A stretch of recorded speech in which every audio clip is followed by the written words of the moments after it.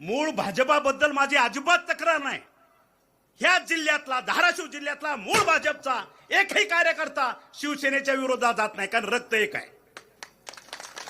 मग खोट कुठे आहे? विचारात आहे, खोट रक्तात आहे।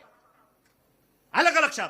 आज तो उंट आपल्या मंडपात घेतला भाजपवाल्यांनी, पण त्यांना माहित नाही एक दिवस हाच उंट सत्तांतर झाल्याबरोबर दुसऱ्या मंडपात जाणारा हा पहिला उंट असेल ह्या जिल्ह्यातला।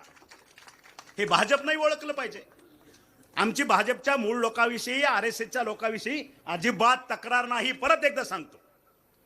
पण विचारातली खोट, नियतीतली खोट, विचारातली अशुद्धता हे तुम्हाला ओळखता आलं नाही, हे त्यांचं यश आहे, हे तुमचं अपयश आहे। हे पहिलं मान्य करा, हे पहिलं मान्य करा।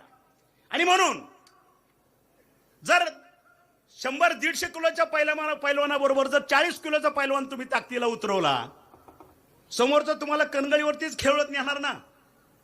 तुम्ही फडात किती जरी फिरला दंड आपटीत, ती बघतच बसते तुमच्याकडे। त्याला माहित आहे 1.5 मिनिटात चितपट करायचा आहे, पण लोकाला बी खुश केलं पाहिजे। आणि म्हणून तुम्हाला पहाटे 3 पर्यंत खेळवत ठेवलं। मग सगळेच तुम्ही मूर्ख कसे निघाले? मुंबईतल्या पक्षाच्या नेत्यापासून गल्लीतल्या शाखा प्रमुखापर्यंत तुम्ही मूर्ख का निघाले? का तुम्ही जाणून बुजून मूर्खपणा स्वीकारला? हा माझा सवाल आहे। मी असतो तर काय केलं असतं? युती पहिल्या दिवशीच धुडकून लावून 1+1=40, 41चे 41 सुकेल। माझा शिवसैनिकाच्या रक्तात लढवायापणा आहे, लढायचा गुण आहे। यश अपयश आम्ही नंतर बघतो, त्याचा कधी मुलाहिजा आणि त्याचा हिशोब माझ्या शिवसैनिकांनी केला नाही। कारण बाळासाहेबांचा शिवसैनिक हा निवडणुका जिंकल्या पाहिजे, सत्तेत गेला पाहिजे, ह्याच्यासाठी कधी 60 वर्ष लढला नाही। ज्या ज्या ठिकाणी अन्याय होतो त्या त्या ठिकाणी माझा शिवसैनिक तळ हातावरती सीट करून पहिला उभा राहतो। हा बाळासाहेबांचा शिवसैनिक आहे, सत्तेसाठी तो जन्मलेला नाही। आणि म्हणून बाळासाहेबांची शिकवण कुठली शिकवण आहे? 80% समाजकारण आणि 20% राजकारण, ही भूमिका बाळासाहेबांची आहे।